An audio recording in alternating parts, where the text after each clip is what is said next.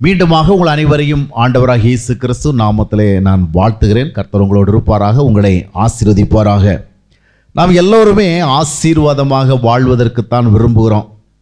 ஆண்டவரை நாம் நம்புகிறோம், விசுவாசிக்கிறோம் என்றால் கூட நம்முடைய இருதயத்தில் உண்மையான ஒரு எதிர்பார்ப்பு என்னவென்று சொன்னால், இதன் மூலமாகவாவது என்னுடைய வாழ்விற்கு நன்மையான காரியங்கள் கிடைக்கட்டும், ஆண்டவர் என்னுடைய வாழ்க்கையை ஆசீர்வதிக்கட்டும், என்னுடைய தேவைகளை சந்திக்கட்டும் என்ற எதிர்பார்ப்பினால்தான், இல்லையா? ஆக எல்லாருமே ஆண்டவரால் ஆசீர்வதிக்கப்படவே விரும்புகிறோம். தேவனும் நம்மை ஆசீர்வதிக்கவே விரும்புகிறார். இஸ்ரவேலை ஆசீர்வதிப்பது தான் தேவனுக்கு பிரியம் என்று வேதாகமத்தில் எழுதப்பட்ட வார்த்தைகளை நாம் பார்க்க முடியும். உபாகம் என்று சொல்லப்படுகிற வேத பகுதி நீங்கள் வாசிப்பீர்கள் சொன்னால், ஆண்டவருடைய ஆசீர்வாதங்களை குறித்த மிகுதியான செய்திகளை நீங்கள் பார்க்க முடியும். மோசே என்று சொல்லப்பட்ட தெய்வ மனிதன் அந்த ஜனங்களை வழிநடத்தி கொண்டிருக்கின்ற பொழுது, கர்த்தர் உங்களை இப்படி ஆசீர்வதிப்பார், இப்படி ஆசீர்வதிப்பார், அதை செய்வார், இதை செய்வார் என்று ஏராளமான வாக்குறுதிகளை கொடுக்கிறார். உபாகம் 28ஆம் அத்தியாயத்தை வாசித்து பார்க்கும் பொழுது பல வாக்குறுதிகள் கொடுக்கப்படுகிறது. இன்னும் பல்வேறு அத்தியாயங்கள் மூலமாக நிறைய வாக்குறுதிகள் கொடுக்கப்படுகிறது. அதன் மூலமாக நாம் என்ன கண்டுகொள்கிறோம் என்றால், ஆண்டவர் நம்மை ஆசீர்வதிக்கவே விரும்புகிறார். இந்த ஆசீர்வாதங்களை நம்முடைய வாழ்க்கையில் நாம் பெற்றுக்கொள்ள வேண்டும் என்று சொன்னால் நாம் என்ன செய்ய வேண்டும் என்றால், ஆண்டவரிடத்தில் பிரார்த்தனை செய்ய வேண்டும். அல்லேலூயா. என்ன செய்ய வேண்டும்? நாம் ஜெபம் செய்யணும். ஜெபம் செய்வதின் வாயிலாகத்தான் கடவுளுடைய ஆசீர்வாதங்கள், ஆண்டவர் நமக்காக ஆயத்தமாக்கி வைத்திருக்கிற ஆசீர்வாதங்கள் நம்முடைய வாழ்க்கையில் வந்து சேர்கிறது. அப்போ எவ்வளவு ஆழமாக நாம் ஜெபிப்போமோ, ஜெபத்திற்கு எந்த அளவுக்கு முக்கியத்துவம் கொடுப்போமோ அந்த அளவுக்கு தான் நாம் ஆசீர்வதிக்கப்பட முடியும். நாம் ஒன்று ஜெபிக்காமலே அமர்ந்து கொண்டு ஆசீர்வாதங்களை பெற முடியாது. ஆக ஜெபம் ஆசீர்வாதங்களை நம்முடைய வாழ்க்கையில் கொண்டு வருவதற்கின்ற ஒரு முக்கியமான சாலையாக விளங்குகிறது, பாதையாக விளங்குகிறது. ஆக அனுதினமும் நம்முடைய வாழ்க்கையில் நம்ம கணிசமான அளவுக்கு ஜெபம் பண்ணணும். சிலர் இடத்துல பார்த்தீங்கன்னா அவங்க ஜெபம் பண்ண மாட்டாங்க, ஆனால் மற்றவங்ககிட்ட போய் எங்களுக்கு ஜெபம் பண்ணுங்க அப்படின்னு கேட்பாங்க. ஏதாவது தெய்வ ஊழிக்காரங்க வராங்க, பாஸ்டர் வர்றாங்க அப்படின்னா, ஐயா எங்களுக்கு ஜெபம் பண்ணுங்க, எங்கள் சரீரத்தில் இருக்கிற வியாதி நீங்கள் ஜெபம் பண்ணுங்க, பிள்ளைங்களுக்கு சுகம் கிடைக்க ஜெபம் பண்ணுங்க, எங்கள் குடும்பத்தில் இருக்கிற பிரச்சனை கடன் கஷ்டங்கள் நீங்கள் ஜெபம் பண்ணுங்க அப்படின்னு கேட்பாங்க. ஆனால் அவங்க என்ன செய்ய மாட்டாங்க, ஜெபம் பண்ண மாட்டாங்க. நீங்களே ஜெபம் பண்ணுங்க அப்படின்னு சொல்லுவாங்க, எங்களுக்கு ஜெபம் பண்ண வர மாட்டேங்குது அப்படிம்பாங்க. நாம் ஜெபம் பண்ணினா தான் ஆண்டவருடைய ஆசீர்வாதங்களை நம்முடைய வாழ்க்கையில் கொண்டு வர முடியும். நாம் மற்றவர்களுடைய ஜெபத்தையே சார்ந்திருக்கக்கூடாது, நாமே ஜெபம் பண்ணணும். வேதத்தில் வசனம் என்ன சொல்லுகிறால், என்னை நோக்கி கூப்பிடுங்கள். ஆண்டவரை நாம கூப்பிடுறதுக்கு என்ன வழி இருக்குன்னா, நாமவே அவரிடத்துல நேரடியாக கூப்பிடுறதான். அதே நேரத்தில் பார்த்தீங்கன்னா இன்னும் நிறைய பேர் அவங்களே ஜெபம் பண்ணுறாங்க. நீங்கள் எவ்வளோ பேர் ஜெபம் பண்ணுறீங்க? டெய்லி ஜெபம் பண்ணுற பழக்கம் உங்களில் எவ்வளோ பேருக்கு இருக்குங்க? கொஞ்சம் கை தூக்கி காமிங்க. சரி, நிறைய பேர் ஜெபம் பண்ணுறீங்க, ரொம்ப நல்ல செய்தி. ஆக நீங்கள் தொடர்ந்து ஜெபம் பண்ணுங்க. ஆனால் நான் நிறைய பேரை சந்திக்கிறேன், பார்க்கிறேன், நிறைய பேருடைய வாழ்க்கையோட கவனிக்கிறேன், அவங்களாம் நல்லாவே ஜெபம் பண்ணுறாங்க. டெய்லி அரை மணி நேரம், 1 மணி நேரம், 2 மணி நேரம், 3 மணி நேரம் ஜெபம் பண்ணுற ஆட்களெல்லாம் நிறைய பேர் இருக்கிறாங்க. அது மட்டும் இல்லை, வாரத்தில் 1 முறை 2 முறையில் உபவாசித்து ஜெபிக்கிறவங்க இருக்கிறாங்க. நிறைய ஜெப கூட்டங்களுக்கு போய் அங்கே ஜெபிக்கிறவங்க இருக்கிறாங்க. இந்த மாதிரி ஜெபங்களுடைய முக்கியத்துவத்தை அறிந்து அதிகமாக ஜெபிக்கின்ற பழக்கமுடைய மக்கள் அநேகர் இருக்கிறார்கள்.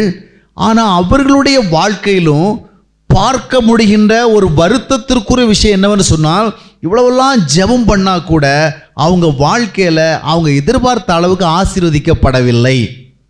பிரசங்கிமாரெல்லாம் வராங்க, பாஸ்டர்லாம் வராங்க, என்ன மாதிரி ஊழியக்காரெல்லாம் வராங்க, வரவழெல்லாம் நீங்கள் நல்லா ஜெபம் பண்ணுங்க, ஜெபம் பண்ணுங்க, ஜெபம் பண்ணுங்க, ஜெபம் பண்ணுனா உங்களுக்கு ஆண்டவர் நல்லதை செய்வார், ஜெபத்தின் மூலமாகத்தான் எல்லா நன்மையும் வருது அப்படின்னு பிரசங்கம் பண்ணுறாங்க. இந்த ஜனங்கள் அதெல்லாம் கேட்டுக்கிட்டு போய் அவங்களும் நல்லா தான் ஜெபம் பண்ணி பார்க்குறாங்க. ஆனால் ஜெபத்திற்கு ஏற்றபடியான பதில்கள் இல்லை.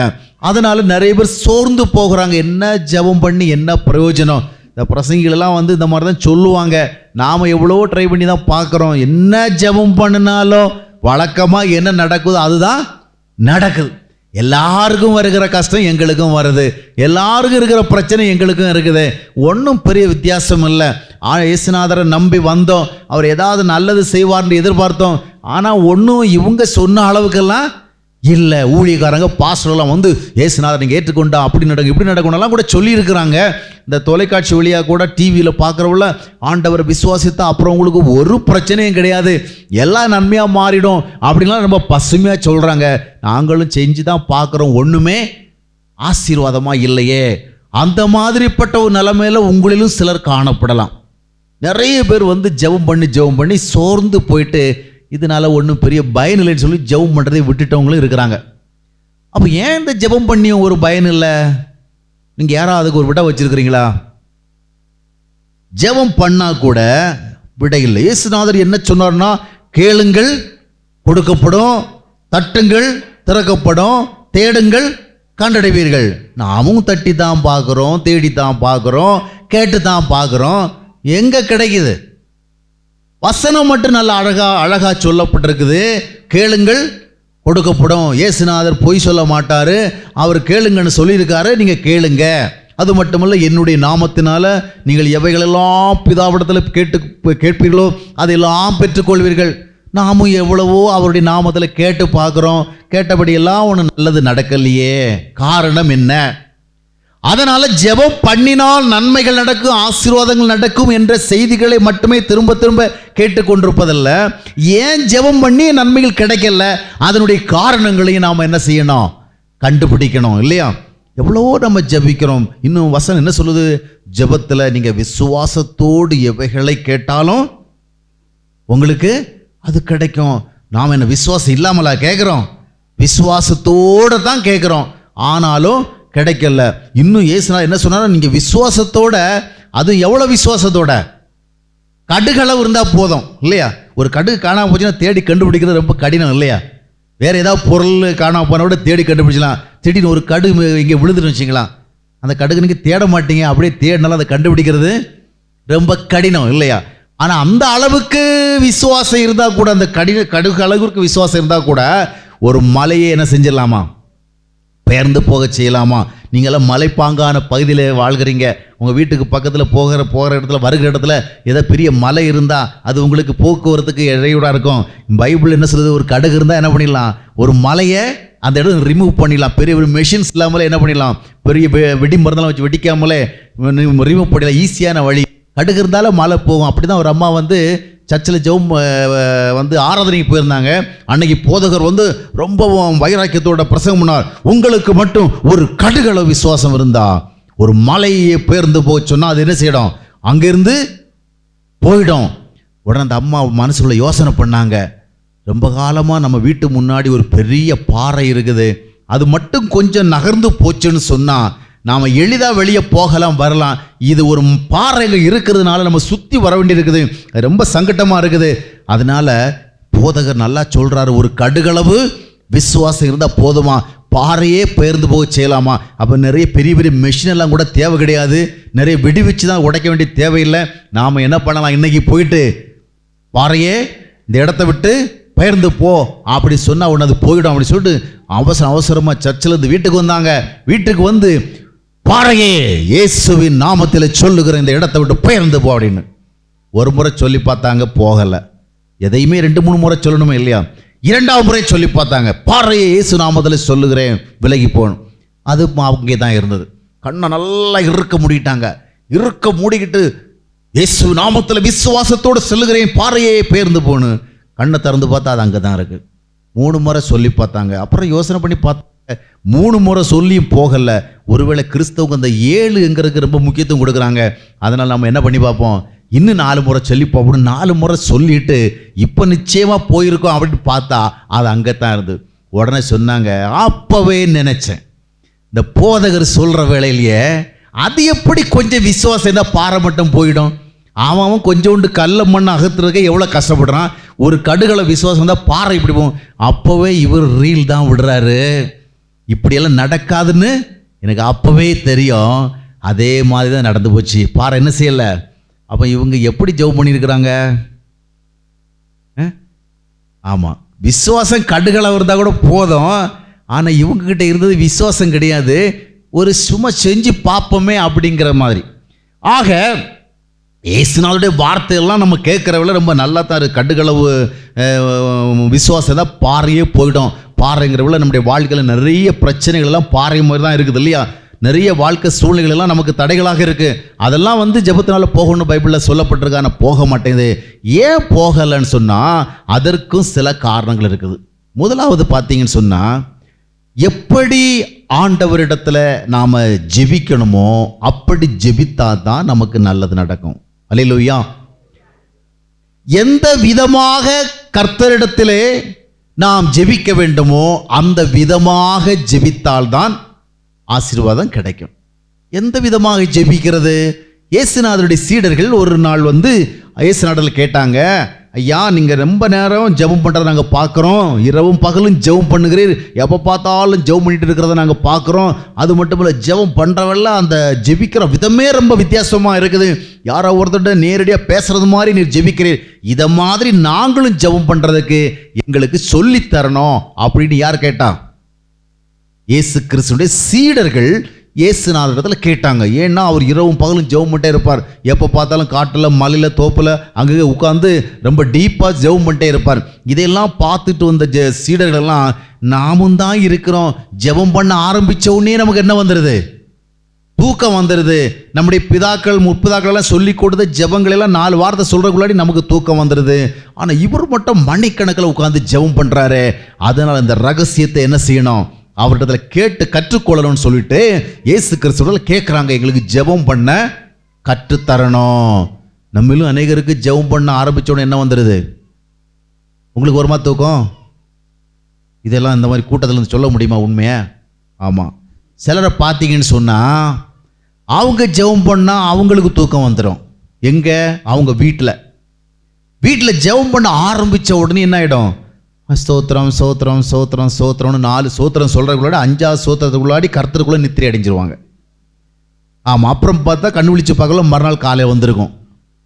இந்த மாதிரிப்பட்ட ஆள்கள் ஜெப கூட்டத்துக்கெல்லாம் போவாங்க, சபைக்கெல்லாம் போவாங்க. அங்கே போய் ஏதாவது ஒரு ஜெப குறிப்பு சொன்னால் அந்த ஜெப குறிப்பை வாங்கிட்டு ஜெபம் பண்ண ஆரம்பிப்பாங்களே பாருங்க. ஜெபிக்க ஆரம்பித்தாங்கன்னு சொன்னால் இவங்க ஜெபத்தில் அங்கே இருக்கிறவங்கெல்லாம் தூங்கிடுவாங்க. ஏன்? அவ்வளோ நெடுக்க ஜெபம் பண்ணுவாங்க. உங்களுக்கெல்லாம் தெரியுமென்னு தெரியாது, எங்கள் பாண்டிச்சேரி, சென்னை, கோயம்புத்தூர், மதுரை, இப்படி பல இடங்களுக்கெல்லாம் நாங்கள் போகிறவள்ள இந்த ஜெப கூட்டத்திலலாம் ஜெப குறிப்பு கொடுக்குறவள்ள நான் பார்த்துருக்கேன். அவர் ஏதாவது ஒரு குறிப்பை கொடுப்பார். உதாரணமாக இது என்ன ஒரு கேசிப்பட்டியில் வாழ்கிற மக்களுக்காக ஜெபம் பண்ணுவோம், அவங்களுடைய ஆத்தும ரட்சிப்பிற்காக ஜெபம் பண்ணுவோம், அவங்களுடைய ஆசீர்வாதத்துக்காக ஜெபம் பண்ணுவோம், இந்த ஜெப குறிப்புக்காக யாராவது ஒரு ஜெபம் பண்ணுங்கன்னு சொன்னால் ஜெபிக்க ஆரம்பிப்பாங்க. யார்? அவங்க வீட்டில் ஜெபம் பண்ணால் உடனே தூங்கிடுவாங்க. அவங்க தான் இப்போ ஜெபிக்க ஆரம்பிக்கிறாங்க. ஆரம்பித்த உடனே என்ன பண்ணுவாங்க?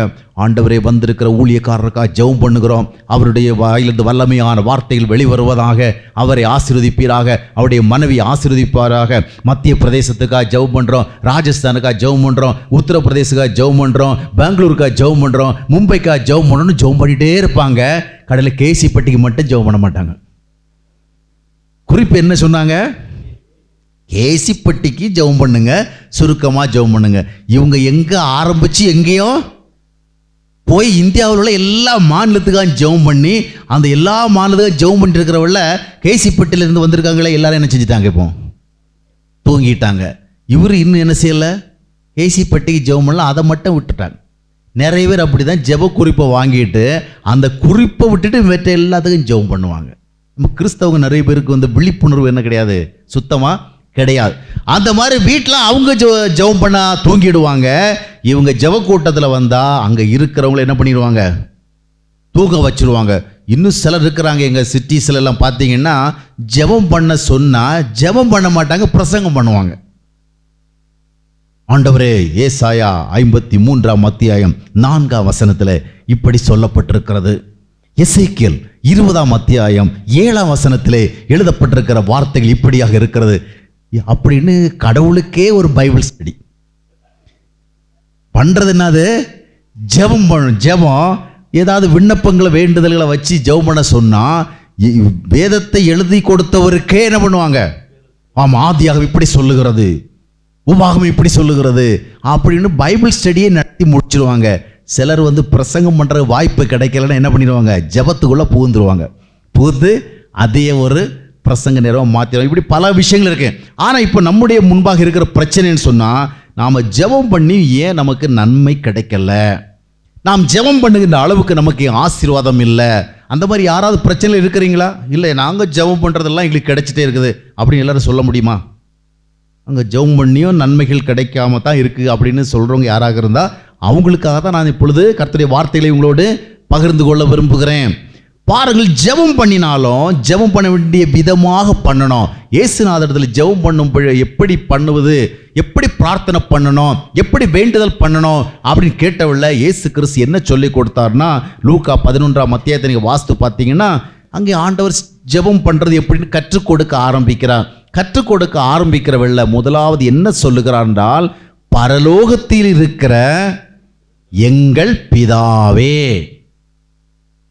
அப்போ பிரார்த்தனை செய்ய வருகிற வேளையில முதலாவதாக சொல்லப்பட வேண்டிய வார்த்தை என்ன? பரலோகத்தில் இருக்கிற எங்கள் பிதாவே. முதலாவது நாம் பிரார்த்தனை தொடங்கும் பொழுது எப்படி சொல்லணும்? பரமண்டலங்களில் இருக்கிற எங்கள் பிதாவே அப்படின்னு சொல்லணும். அப்படி சொல்லி ஜெபம் பண்ணா நம்ம ஜெபம் பண்ற வேளையில ஆண்டவர் கேட்பாரு, கேட்டு பதில் தருவாரு. என்ன பிரதர் நீங்கள் சொல்கிறீங்க, நாங்கள் மட்டும் எப்படி தான் ஜெபம் பண்ணுறோம்? அப்புறம் நாங்களும் பரமண்டலங்களில் இருக்கிற எங்கள் பிதாவேன்னு தான் ஜெபம் பண்ணுறோம். அப்படி ஜெபம் பண்ணியும் ஒன்றுமே கிடைக்கலையே அப்படின்னு சொல்கிற நிறைய பேர் இருக்கிறாங்க. ஏதோ நீங்கள் ஜெபம் பண்ணுற வேளையில் பரமண்டலங்களில் இருக்கிற எங்கள் பிதாவே அப்படின்னு சொன்ன உடனே பரலோகத்தில் இருக்கிற தேவன் உங்களுக்கு நன்மைகளை தரமாட்டார். ஏன்? பரமண்டலங்களில் இருக்கிற எங்கள் பிதாவே என்று சொல்லுகிற பொழுது பரமண்டலங்களில் இருக்கிற கடவுள் உங்களுக்கு பிதாவாக இருக்கணும். புரியுதா? புரியுதா? புரியலையா? புரியலைன்னா நீங்கள் கையை தூக்கி காமிச்சிங்கன்னா இன்னும் கொஞ்சம் விளக்கமாகவே சொல்லுவேன். கடவுளை நாம் எப்படி பார்க்கணும்? கடவுள் நமக்கு யாராக இருக்கணும்? அவர் நம்முடைய பிதாவாக இருக்கணும். கடவுளை ரெண்டு கோணத்தில் பார்க்கலாம். ஒன்று, கடவுள், வானத்தையும் பூமியையும் சகல சிருஷ்டிகளையும் படைத்த கடவுள், அப்படியும் பார்க்கலாம். வானத்தையும் பூமியும் சகலவற்றையும் சிருஷ்டித்த கடவுள் என்னுடைய அப்பா, என்னுடைய தந்தை, இப்படி பார்க்கலாம். எது சரியான பார்வை? கடவுளே அப்படின்னு பார்க்கிறதா, அப்பா அப்படிங்கிறத பார்க்கிறதா? அப்பா இல்லையா? அப்போ தேவன் கடவுள் என்று அறியப்படுவதை அல்ல, அவர் நமக்கு தந்தை என்று அறியப்படுவதைத்தான் விரும்புகிறார். அவர் நமக்கு தந்தையாக இருப்பதற்காகத்தான் தேவன் இந்த பூமிக்கு மனுஷராக நம்முடைய வாழ்விலே தேவனோடு தொடர்பு வைப்பதற்கு தடையாக இருந்த பாவங்களை நீக்கி நமக்காக பாவ மன்னிப்பை உருவாக்கினார். எதுக்கு தெரியுமா? அதன் மூலமாக நாம் தேவனை அப்பா என்று கூப்பிடும்படியான ஒரு வாய்ப்பு கிடைக்கும். தேவனை அப்பாவாக பார்க்க முடியாமல் நம்முடைய வாழ்வில் இருந்த தடை என்னவென்றால், தேவனுக்கு நமக்கும் இடையிலே பிரிவினை உண்டாக்கி கொண்டது என்னவென்றால் அதுதான் பாவம். இந்த பாவம் அகன்று போச்சுன்னு சொன்னா தேவன் நமக்கு கடவுளாக மட்டுமல்ல யாராகவும் இருப்பார்? அப்பாவாகவும் இருப்பார். அப்ப கடவுளை நாம் அப்பா என்று பார்ப்பதற்கு தடையாக இருப்பது பாவம்தான். இந்த பாவத்திலிருந்து நம்மை விடுவிக்கிறதுக்கு தான் இயேசு கிறிஸ்து இந்த பூமிக்கு வந்தார். அல்லேலூயா. அதனால தான் பைபிள் என்ன சொல்லுன்னா, ரோமர் 8ஆம் அத்தியாயத்தினுடைய 15ஆம் வசனத்தை நீ வாசித்து பார்த்தீங்கன்னா, அப்பா பிதாவே என்று கூப்பிட பண்ணுகிற புத்திர சுவிகாரத்தின் ஆவியை உங்களுக்கு கொடுத்தார். அப்ப கடவுள் எப்படி அறியப்பட விரும்புகிறார்? அப்பா என்று அறியப்பட விரும்புகிறார். அப்போ கடவுள் நமக்கு யாரா மாறணும்? அப்பாவாக மாறணும். வெறுமன் அப்பான்னு சொல்றதுனால அவர் அப்பாவாக மாறிடுறது கிடையாது. பாண்டிச்சேரியில நாங்க போகிற திருச்சபை ஆராதனை முடிஞ்ச உடனேயே வெளியே வந்தா அங்க லைனா நிறைய பேர் உட்கார்ந்துருப்பாங்க. உட்கார்ந்துருந்து எப்படி கூப்பிடுவாங்கன்னா, ஐயா, அம்மா, அப்பா, எதாவது செய்யுங்க, எதாவது செய்யுங்க, எதாவது செய்யுங்க அப்படின்னு கூப்பிட்டே இருப்பாங்க. ஐயா, அம்மா, அப்பா அப்படின்னு கூப்பிட்ட உடனே இந்த ஆராதனை முடிச்சுட்டு வருகிற யாராவது ஓடி போய், அடே மகனே, என் மகளே, உனக்கு என்ன வேணும் அப்படி கேட்பாங்களா? அவங்க எப்படி கூப்பிட்டாங்க? அம்மா அம்மான்னு கூப்பிட்ட உடனே ஓடி, ஐயோ என் மகன் கூப்பிட்றான் அப்படின்னு இங்கே கோயிலுக்கு வந்தவங்க யாராவது போய் என்ன மகனே வேணும் சொல்லு அப்படின்னு கேட்பாங்களா? ஏன் கேட்க மாட்டேங்கிறாங்க? அப்பான்னு கூப்பிட்றான், அம்மானு கூப்பிட்றான். ஏன்?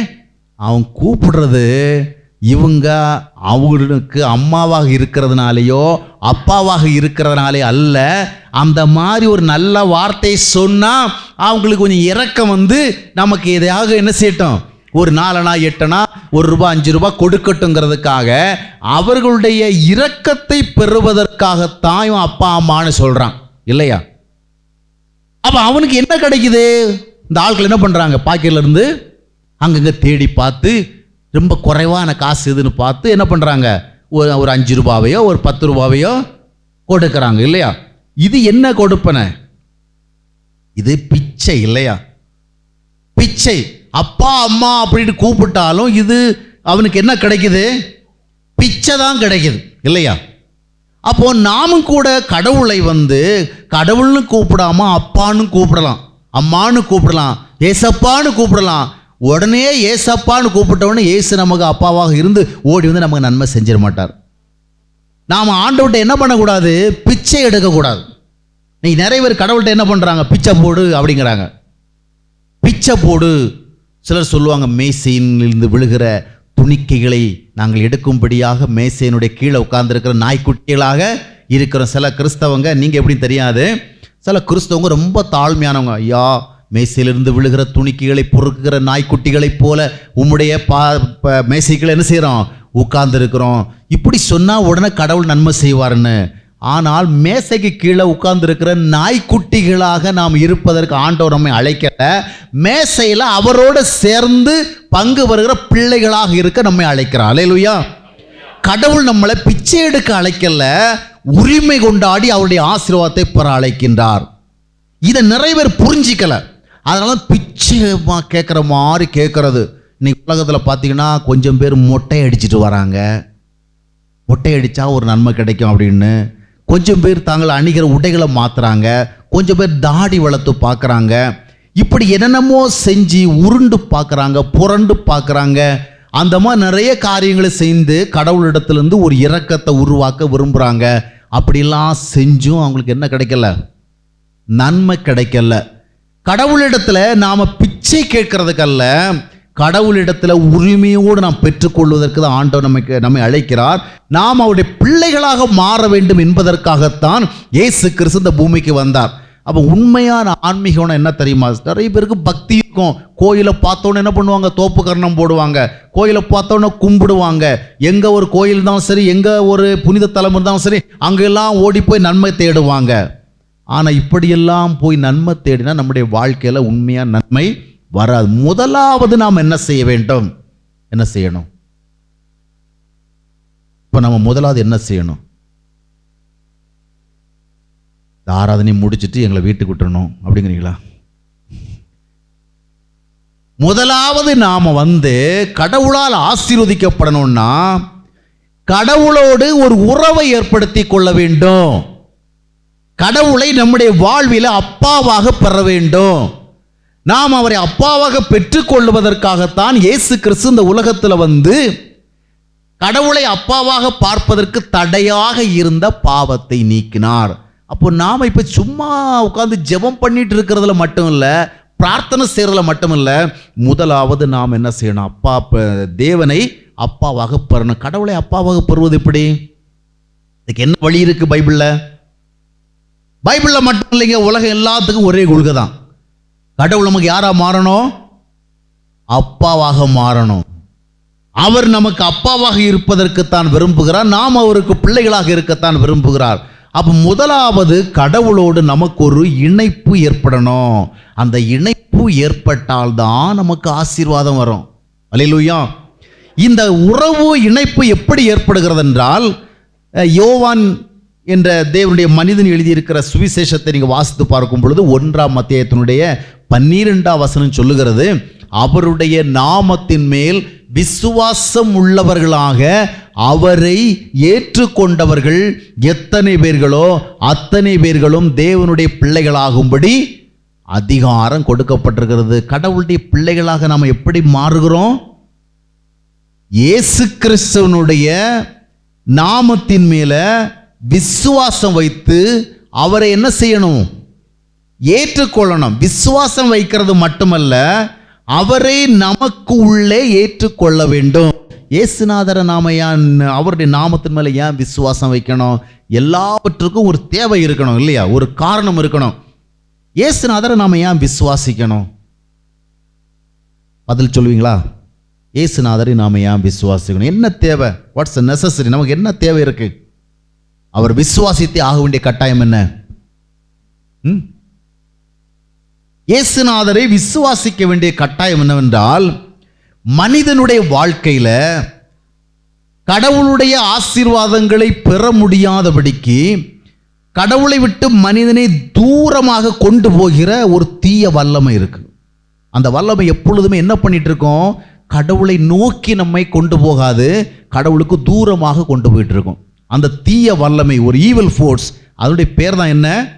பாவம். அந்த பாவம் என்ற ஒன்று, அந்த பாவம்னா என்ன? பாவம்னு சொன்னா தவறாக நினைக்க தோன்றுகிற ஒரு எண்ணம் உங்களுக்கு வருதா வரலையா? தவறாக யோசிக்க நமக்கு ஒரு தூண்டுதல் வருதா வரலையா? தவறாக செயல்படுவதற்கு ஒரு ஆசை வருகிறதா இல்லையா? தவறான உறவுகளை தேடுகின்ற ஒரு வாஞ்சை, ஒரு விருப்பம் வருகிறதா இல்லையா? தவறாக பேசணும் அப்படிங்கிற ஒரு எண்ணம் வருகிறதா இல்லையா? அப்போ தவறான வழிகளிலே காரியங்களை அடைய வேண்டும் என்கிற மனநிலை வருகிறது. இப்படி வருகிற இந்த காரியங்களெல்லாம் என்ன அடையாளம்? இதற்கு பேர் தான் பாவம். இந்த பாவம் மனுஷனுக்குள்ள இருக்கிறதுனால தான் தவறாக யோசிக்கிறான், தவறானவைகளை பார்க்க விரும்புகிறான், தவறானவைகளை கேட்க விரும்புகிறான், தவறானவைகளை தன்னுடைய மனதுக்குள்ளே சிந்திக்க விரும்புகிறான், தவறான விதங்களிலே முன்னுக்கு வர விரும்புகிறான், தவறான முடிவுகளை எடுக்கிறான், தவறான விதங்களிலே உறவுகளை உருவாக்கி கொள்ள விரும்புகிறான். சரியான உறவுன்னு இருக்கு, தவறான உறவுன்னு இருக்கு. பல நேரங்களில் சரியான உறவுகளை விட மனிதன் தவறான உறவுகளை தேடுகிறான். இது விதமாக அவனை தேட வைக்கிற தூண்டுகின்ற சக்தி என்ன? அதுக்கு பேர் தான் பாவம். இந்த பாவத்தை நீங்க என்ன பண்ண முடியாதுன்னா பட்டியல் போட்டு இதெல்லாம் தான் பாவம், இதெல்லாம் தான் பாவம் அப்படி சொல்ல முடியாது இல்லையா? எவைகளெல்லாம் தவறான காரியங்களாக இருக்கிறதோ அந்த தவறான காரியங்களுக்கு நேராக நம்மை போக தூண்டுகிறது எல்லாமே பாவம் தான் இல்லையா? இரவும் பகலும் உட்காந்து நிறைய பேர் இந்த டிவியில் ஓடுகிற சினிமாக்களை பார்த்துட்டு இருக்கிறாங்க. இன்னும் கொஞ்சம் கம்ப்யூட்டர்லாம் இயக்குற அளவுக்கு அறிவு பெற்றவங்கெல்லாம் கம்ப்யூட்டர் வழியாக நிறைய தவறான காரியங்களை என்ன செய்கிறாங்க? பார்க்க விரும்புகிறாங்க. இன்னைக்கு யாரை பார்த்தாலும் எப்பொழுதும் காதுகளில் எதையாவது கேட்டுக்கொண்டே இருக்க விரும்புகிறாங்க இல்லையா? ஏதாவது ஒரு இசை, ஏதாவது ஒரு பாடல் இரவும் போல கேட்டே இருக்கணும். ஆக இப்படிப்பட்ட காரியங்கள்லாம் தவறானவைகள் மேலே நமக்கு இருக்கிற ஆசையை வெளிப்படுத்துகிறது. இதுதான் பாவம். இது யாருக்கிட்ட எல்லாம் இருக்குதோ அவங்க எல்லாம் ஆண்டவருடைய பார்வையில் யாரு?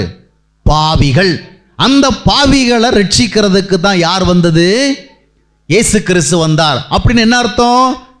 அவர் நம்மை ரட்சித்தா தவறாக பார்க்க ஆசைப்பட மாட்டோம், தவறானவைகளை கேட்க ஆசைப்பட மாட்டோம், தவறான விதங்களிலே வாழ ஆசைப்பட மாட்டோம், தவறான விதங்களிலே பேச ஆசைப்பட மாட்டோம், தவறான விதங்களிலே சிந்திக்க ஆசைப்பட மாட்டோம். அப்போ இப்போ இந்த தவறாக பார்க்கிற, பேசுகிற, பழகிற இந்த மாதிரி அனுபவங்க உடையவங்க யாரா இருந்தாலும் அவங்க எல்லாம் யார் தான்? அவங்க கிறிஸ்தவங்களா இருந்தாலும் பாவிகள் தான். என்கிட்ட நிறைய பேர் கேட்பாங்க, நீங்கள் கிறிஸ்தவத்தை பற்றியெல்லாம் சொல்கிறீங்க, கிறிஸ்தவங்க எல்லாம் ரொம்ப யோக்கியங்களா? அவங்களாம் ரொம்ப நல்லவங்களா?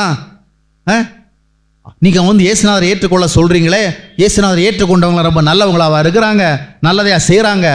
அப்படி கேட்குறவங்கள நான் என்ன பதில் சொல்வேன்னா, கிறிஸ்தவங்களா இருக்கிறவங்க எல்லாருமே நல்லவங்க கிடையாது, அதுலேயும் கொஞ்சம் பேர் தான் நல்லவங்க. கிறிஸ்தவங்களாக இருந்தாலும் சரி, இந்துக்களாக இருந்தாலும் சரி, முஸ்லீம்களாக இருந்தாலும் சரி, வேற எந்த மதத்தில் உள்ளவங்களா இருந்தாலும் சரி, அவங்க எந்த மதத்தில் இருக்கிறாங்க என்ற அடிப்படையில் அல்ல, அவர்களிடத்துல எந்த விதமான எண்ணங்கள் இருக்குது, எந்த விதமான ஆசைகள் இருக்குது, எந்த விதமான சிந்தனைகள் இருக்குது, எந்த விதமான யோசனைகள் இருக்குது, அதுதான் அவங்க உண்மையிலேயே பக்தியில் இருக்கிறாங்களா, பக்தி இல்லாதவங்களா இருக்கிறாங்களா என்பதை என்ன செய்கிறது?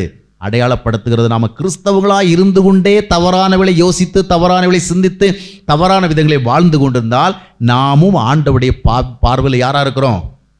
இயேசுநாதர் காலத்தில் பரிசேயர்கள்னு ஒரு கூட்டம் மக்கள் இருந்தாங்க. உங்களுக்கு தெரியுமா? யாருக்கெல்லாம் தெரியும் பரிசேயர்கள்னா? ஒருத்தருக்கு தெரியுது. பரிசேயர்கள்லாம் யாருக்கெல்லாம் தெரியும்? பாவிகள்லாம் யாருக்கெல்லாம் தெரியும்? இங்கே இருக்கிறதுல யாரா ஒருத்தரை காம்பிங்க, யார் பாவின்னு. ஐயோ, வம்பல மாட்டி விட்டுறார் போல இருக்கவர். பரிசேயர்களையும் ஒருத்தருக்கு தான் தெரியுது, பாவியை ஒருத்தருக்கு தான் தெரியுது. பாவம் செய்கிற எல்லாருமே யார் தான்? பாவிகள் தான். அந்த காலத்து பரிசேயன்னா யாருன்னா, பைபிளில் படிச்சிங்கன்னா பரிசேயர்கள், சதுசேயர்கள் அப்படின்னு அடிக்கடி அந்த பேர் வரும். இந்த பரிசேயர்கள் யாருன்னு சொன்னால் பெரிய பக்திமான்கள். என்ன யாரவங்க? பெரிய பக்திமான்கள். அவங்கெல்லாம் ரெகுலராக வந்து கோயிலுக்கு போவாங்க, வழிபாடெல்லாம் கரெக்டாக செய்வாங்க, கடவுளை தொழுது கொள்ளுவாங்க. அது மாதிரி நிறைய மத சம்பந்தமான கோட்பாடுகளெல்லாம் கரெக்டாக என்ன செய்வாங்க? கடைபிடிப்பாங்க. அவங்க வந்து வாரத்தில் 2 முறை சாப்பிடாமல் உட்காந்து பிரார்த்தனை பண்ணுவாங்க. தங்களுக்கு கிடைக்கிற வருமானத்தில் எல்லாம் 10ல் 1 பகுதியே கடவுளுக்கு என்ன பண்ணுவாங்க? காணிக்கையாக கொடுப்பாங்க. அவங்க நம்புறது மாதிரி கடவுளை நம்பாதவங்களோட பேசக்கூட செய்ய மாட்டாங்க. அப்படிப்பட்டவங்க வீடுகளுக்கு போகவும் மாட்டாங்க. அப்படிப்பட்டவங்களெல்லாம் ரொம்ப தாழ்வானவங்களா நினைப்பாங்க. நாங்கள் தான் கடவுளை வழிபடுறோம், கடவுளை தொழுகிறோம், கடவுளுடைய வேதத்தை படிக்கிறோம் அப்படின்னு சொல்லுவாங்க. அப்படி படிக்காதவங்களோட அவங்க தொடர்பை வைக்க மாட்டாங்க.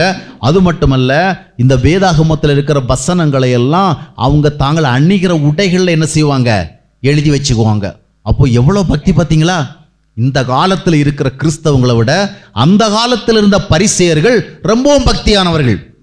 ஆனால் அப்படிப்பட்ட பக்தியானவங்க வந்து இயேசுநாதர் இடத்துல பேசுகிற வேளையில் இயேசுநாதர் என்ன சொன்னாருன்னா, எல்லாம் சரிதான் ஐயா, பாவம் செய்கிற எல்லாவனும் பாவத்திற்கு அடிமையாக இருக்கிறான் அப்படின்னு சொன்னோன்னே இவங்களுக்கு கோபம் வந்துச்சு. எங்களை போய் அடிமைன்னு சொல்லாமா? நாங்களாம் யார்? We are the children of God. கடவுளுடைய பிள்ளைகள் நாங்கள். எங்களை பார்த்து நீ அடிமைன்னு சொல்லிட்டே.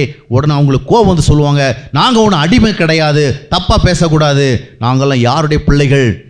ஆபிரகாம் என்று சொல்லப்பட்ட மிகப்பெரிய தேவ மனிதனிடத்திலிருந்து உருவான பிள்ளைகள் அப்படின்னு சொல்லுவாங்க. அது மட்டுமல்ல, கடவுள் தான் எங்களுக்கு தந்தைன்னு சொல்லுவார்.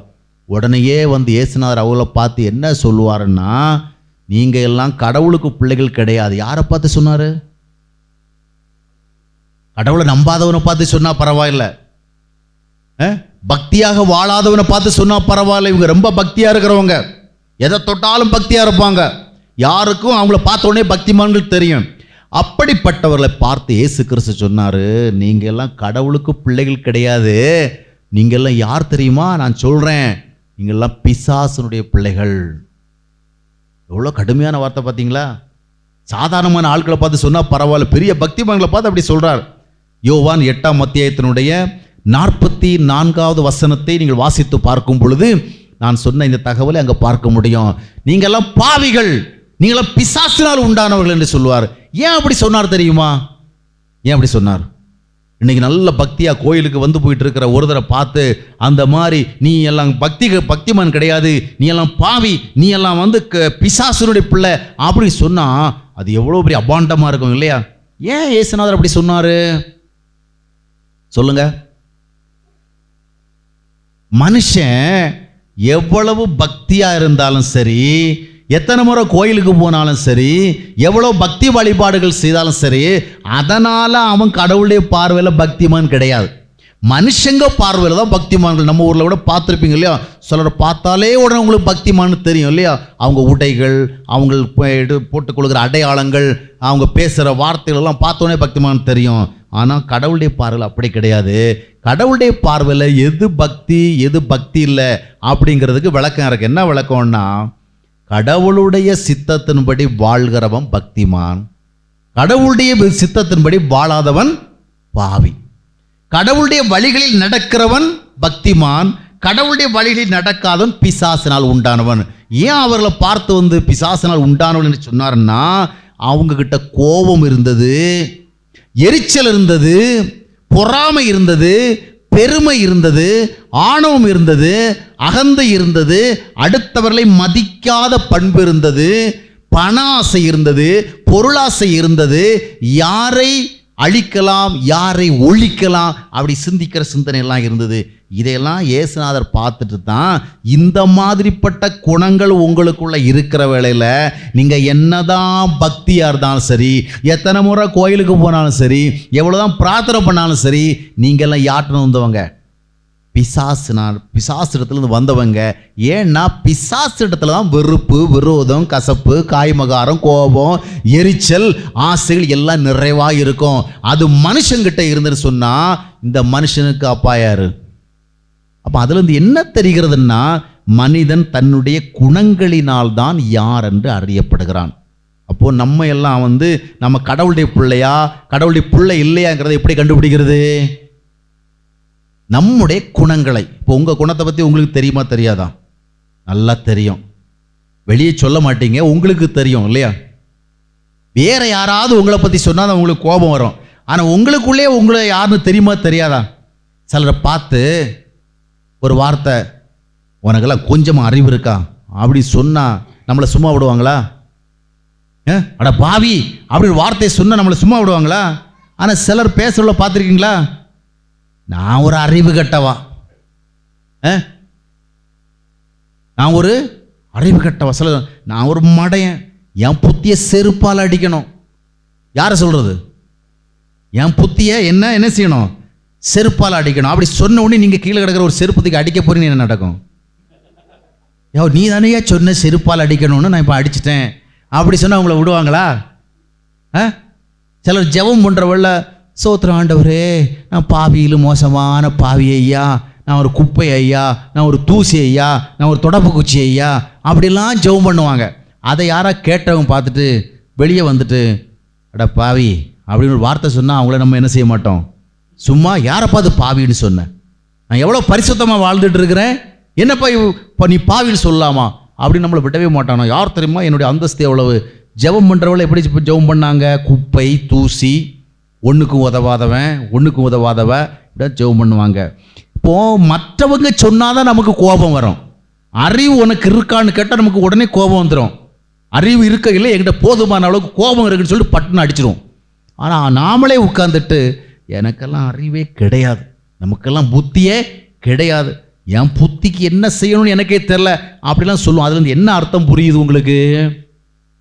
நம்மை யார் என்று நம்மால் அறிந்து கொள்ள முடியும். இன்றைக்கு உங்களை நீங்கள் அறிந்து கொள்ளணும். படித்தவங்களாக இருந்தாலும் சரி, படிக்காதவங்களாக இருந்தாலும் சரி, ஏழைகளாக இருந்தாலும் சரி, கோழைகளாக இருந்தாலும் சரி, செல்வந்தளாக இருந்தாலும் சரி, நம்மை நாம் அறிந்து கொள்ள வேண்டும். அல்லேலூயா. நம்ம இடத்துல என்ன குணம் இருக்கு? இயேசு கிறிஸ்துவை பார்த்து அந்த பரிசு என்ன சொன்னான்னா, நாங்களாம் ஆபிரகாமுடைய பிள்ளைகள், தேவனுடைய பிள்ளைகள். அப்போ இயேசுநாதர் என்ன சொன்னார்னா, நீங்கள் உண்மையிலேயே தேவனுடைய பிள்ளைகளாக இருந்தால் என்னை வெறுத்து இருக்க மாட்டீங்க, நேசிச்சிருப்பீங்க. ஏன்னா தேவனிடத்தில் என்ன இருக்குது? வெறுப்பு இல்லை, அன்பு தான் இருக்குது. அப்போ உங்ககிட்ட அன்பு இல்லை, வெறுப்பு தான் இருக்கிறதுனால நீங்களெல்லாம் பிசாசுடைய பிள்ளைகள் அப்படின்னாரு. சரி, அப்போ நம்முடைய சுபாவங்களை வைத்து, நம்முடைய குணங்களை வைத்து நாம் பாவிகளா இல்லையா என்பதை கண்டுபிடிச்சலாம். சரி, இப்போ நம்ம எல்லாம் கண்டுபிடிச்சுக்குவோமா? நம்ம மனசுக்குள்ள ஒரு நிமிடம் கொஞ்சம் சிந்திப்போம். உண்மையிலேயே நான் பாவியாக தான் இருக்கிறேனா, பரிசுத்தமாக இருக்கிறேனா, கடவுளுடைய பிள்ளையா இருக்கிறேனா, இல்லை இன்னும் பாவியத்தான் இருக்கிறேனா அப்படிங்கிறத நம்ம கண்டுபிடிச்சிக்கணும். ஏன் தெரியுமா? நாம் ஆண்டவருடைய சமூகத்திலே வேண்டுதல் செய்து, விண்ணப்பம் செய்து, ஜெபித்து நன்மைகளை பெற வேண்டும் என்றால் முதலாவது நாம் யாராக இருக்கணும்? கடவுளுடைய பிள்ளைகளாக இருக்கணும். கடவுளுடைய பிள்ளைகளாக நாம் இருந்தால் நம்மிடத்தில் என்ன இருக்கும்? கடவுளுக்கு ஏற்ற நல்ல சுபாவங்களும் நல்ல பண்புகளும் இருக்கும். ஆக அருமையானவர்களே, முதலாவது நாம் கடவுளுக்கு பிள்ளைகளாக மாறணும். அப்படி மாறணும்னா உங்களுக்கு ஒரு வசனம் சொன்னேன், அவருடைய நாமத்தின் மேல் நாம் என்ன செய்யணும்? விசுவாசம் வைக்கணும். அவருடைய நாமத்தின் மேல் நாம் விசுவாசம் வைக்கணும்னா முதலாவது நாம் பாவிகளா இல்லையா என்பதை கண்டுபிடிக்கணும். பாவிகளாக இருந்தால்தான் அவர் நாமத்தின் மேல விசுவாசம் வைக்கணும், இல்லையா? பாவிகளாக இருக்கிறோமா என்பதை கண்டுபிடிக்கிறதுக்கு இப்போ உங்களுக்கு நான் நிறைய விஷயங்களை சொன்னேன். நம்முடைய சுபாவங்களை, நம்முடைய குணங்களை எல்லாம் வைத்து பார்த்தா தெரியும். அப்போ அந்த சுபாவங்களை பார்க்கும் பொழுது நாம் இன்னும் பாவிகளாகத்தான் இருக்கிறோம் என்பதை கண்டுகொள்ள முடியும். அப்படி கண்டுபிடித்து என்ன செய்யணும்? இயேசுவே, என்னை நீ ரட்சிக்கணும், என்னை தேவனுடைய பிள்ளையாக நீர் மாற்றணும், எனக்காக சிலுவையில் நீ ரத்தம் சிந்தி இருக்கிறீர், அந்த இரத்தத்தினால என்னை கழுவி சுத்திகரித்து என்னை பரிசுத்தமாக்கணும். அப்படி பரிசுத்தமாக்கினால்தான் நான் செய்கிற விண்ணப்பங்களை நீர் கேட்பீர். அப்போ முதலாவதாக ஒரு உண்மையை அறிந்து கொள்ளுங்கள், நம்முடைய பிரார்த்தனைகள், வேண்டுதல்கள், விண்ணப்பங்கள் ஆண்டவராலே கேட்கப்பட்டு அதற்குரிய பலன்களை நாம் அடைய வேண்டும் என்றால் நாம் தேவனுடைய பிள்ளைகளாக மாற வேண்டும். இந்த தேவனுடைய பிள்ளைகளாக மாறுவதற்கு தான் இயேசு கிறிஸ்து உலகத்திற்கு வந்தார். அப்போ முதலாவது என்ன வேணும்? நமக்கு ரட்சிப்பு. ரட்சிப்புன்னா தெரியுமா? இந்த பாவம் செய்யாம இருக்கிறதுக்கு நமக்கு என்ன வேணும்? ஒரு வல்லமை வேணும். அந்த வல்லமையை தான் இயேசு கிறிஸ்து நமக்கு தருகிறார். அப்போ எனக்கு நீர் அதை தாரு இது தாரோன்னு கேட்கறதுக்கு முன்னாடி உண்மையான ரட்சிப்பை எனக்கு தாரும். ஆண்டவர் நம்முடைய வாழ்வில் நமக்கு செய்திருக்கிற எல்லா நன்மைகளோட பெரிய நன்மை என்ன தெரியுமா? அவர் நமக்கு தந்த ரட்சிப்பு தான். ஏன்னா இந்த ரட்சிப்புக்காகத்தான் இயேசு கிறிஸ்து இந்த பூமியில இரத்தத்தையே சிந்தினார். அந்த சிலுவையில் அறையப்படுறதுக்கு முன்னாடியே இயேசு கிறிஸ்து எவ்வளவு அற்புதங்கள் செய்தார் பார்த்தீங்களா? கண்ணு தெரியாதவங்களுக்கு கண்ணு கொடுத்தாரு, காது கேட்காதவங்களுக்கு காது கேட்குற சக்தியை கொடுத்தாரு, நடக்க முடியாதவங்களுக்கு நடக்கும்படியான அந்த வல்லமையை கொடுத்தாரு. இன்னும் எவ்வளவு அற்புதங்கள் எல்லாம் செய்தாரு. அதெல்லாம் செய்யறதுக்கு அவருடைய கையாரும் அடிக்கவும் இல்லை, காலை யாரும் உடைக்கவும் இல்லை, இல்லையா? நல்ல ஹெல்த்தியாக இருந்துக்கிட்டு இதெல்லாம் செய்தார் ஒரே ஒரு வார்த்தையில். ஆனால் மனுஷனிடத்தில் இருக்கிற பாவத்திலிருந்து அவனை ரட்சிப்பதற்காக இயேசு கிறிஸ்து தம்முடைய கடைசி துளி இரத்தத்தையும் சிந்த வேண்டியது இருந்தது, இல்லையா? ஒரே ஒரு வார்த்தை சொல்லி உன்னுடைய பாவங்கள் எல்லாம் மன்னிக்கப்படுவதாக அப்படி சொல்லி மனித பாவத்தை மன்னிக்க முடியல. அந்த மன்னிக்கப்படுவதற்காக இயேசு கிறிஸ்து இரத்தம் சிந்த வேண்டியது. அப்படின்னா அந்த ரட்சிப்புக்கு நாம என்ன பண்ணணும்? பெரிய முக்கியத்துவம் கொடுக்கணும். சில கூட்டங்களில் நான் பேசுகிற வேளை கேட்பேன், இன்றைக்கு ஆண்டவர் செய்த ஒரு நன்மைக்காக நீங்கள் ஒரு சாட்சி சொன்னால் நீங்கள் என்ன சாட்சி சொல்லுவீங்க அப்படின்னு கேட்குறவங்க நிறைய பேர் இங்கே அங்கே முழிப்பாங்க. ஒருத்தர் பார்ப்பாங்க, என்ன சொல்கிறது? ஆண்டவர் செய்த நன்மையை குறித்து எந்த சாட்சி சொல்கிறது? நிறைய பேர் ஒன்றும் சொல்லாமல் அமைதியாக உட்காந்துருப்பாங்க. ஏன்னா எப்பொழுதுமே மனுஷன் அவங்க கேட்ட ஏதாவது கிடைத்திருந்தால் தான் நன்மைன்னு நினைக்கிறாங்க, இல்லையா? ஏதாவது பொருளாதார ஆசீர்வாதம், சரீர சுகம், இல்லை கடன் பிரச்சனை விடுதலை, நோயிலிருந்து விடுதலை, இது மாதிரி பட்டங்கள் கிடைத்தால்தான் சாட்சி சொல்லுவான். ஆனால் எல்லாவற்றுக்கும் மேலாக ஆண்டவர் நமக்கு ஒரு ஆசீர்வாதத்தை தந்திருக்கிறார். என்ன ஆசீர்வாதம்? பாவ மன்னிப்பு, ரட்சிப்பு, பாவ விடுதலை. இதுதான் பெரிய ஆசீர்வாதம். இந்த ஆசீர்வாதத்திற்காகத்தான் இயேசு கிறிஸ்து கல்வாரி சிலுவையில் இரத்தத்தை சிந்த வேண்டியது. அப்போ அந்த ரட்சிப்பை நாம பெற்றுக்கொள்ளணும். பெற்றுக்கொண்டீங்களா? எத்தனை பேர் பெற்றுக்கொண்டிருக்கிறீங்க? ஏதோ நம்ம சர்ச்சுக்கு வருகிறதுனால ரட்சிக்கப்பட்டாயிட்டுன்னு நினைச்சிடக்கூடாது. நம்ம பைபிள் படிக்கிறதுனால ரட்சிக்கப்பட்டாச்சுன்னு நினைக்கக்கூடாது. நாம் இயேசுநாதரை தான் கடவுள் நம்புறதுனால ரட்சிக்கப்பட்டாச்சுன்னு நம்ப முடியாது. ரட்சிக்கப்பட்டிருந்தா அதுக்கு என்ன அடையாளம் தெரியுமா? நாம் அந்த உலகத்தில் ஆண்டவருடைய விருப்பத்திற்கு இசைந்து வாழ்கிற வாழ்க்கையை விரும்புவோம். உண்மையை பேசணும், அன்பாக நடந்து கொள்ளணும், தாழ்மையாக இருக்கணும், பொறுத்து கொள்ளணும், தாங்கி கொள்ளணும், விட்டு கொடுக்கணும், சரியான வழிகளில் முன்னுக்கு வரணும், சரியான பாதைகள் நடக்கணும். இந்த மாதிரி ஆசை உருவாகும். இதுதான் எதற்கு அடையாளம்?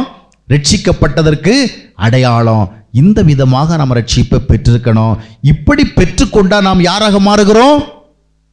கடவுளுக்கு பிள்ளைகள். இப்போ என்ன பண்ணலாம்? கடவுளிடத்துல நம்ம பிச்சை கேட்க தேவை கிடையாது, மன்றாடி கொண்டிருக்க தேவையில்லை. கடவுள் நமக்கு யாரா இருக்கிறாரு? அவர் எனக்கு அப்பா. இயேசு கிறிஸ்து ஜெபம் பண்ற வேளை எப்படி ஜெபம் பண்ணான்னா, என்னுடையவள் எல்லாம் உம்முடையவைகள், உம்முடையவள் எல்லாம் என்னுடையவர்கள். யோவான் 17ஆம் அத்தியாயத்தினுடைய 10ஆம் வசனத்தை வாசிக்கும் பொழுது, உம்முடையவள் எல்லாம் என்னுடையது, என்னுடையவள் எல்லாம் உம்முடைய. அப்போ கடவுள் நமக்கு அப்பான்னா அவர்கிட்ட இருக்கிறது எல்லாமே நமக்கு சொந்தம், இல்லையா? அப்போ முதலாவது நமக்கு என்ன வேணும் சொல்லுங்க? ரட்சிப்பு, சால்வேஷன். மனுஷ வாழ்க்கையில் இருக்கிற பெரிய பிரச்சனையே அவனுடைய பாவம் தான். அந்த பாவம் தான் கடவுளை தேட முடியாம செய்யுது. அந்த பாவம் தான் சமாதானம் பெற முடியாம செய்யுது. அந்த பாவம் தான் சந்தோஷத்துக்கு தடையாக இருக்குது. அந்த பாவம் தான் மனிதனுடைய நிம்மதியை கெடுக்குது.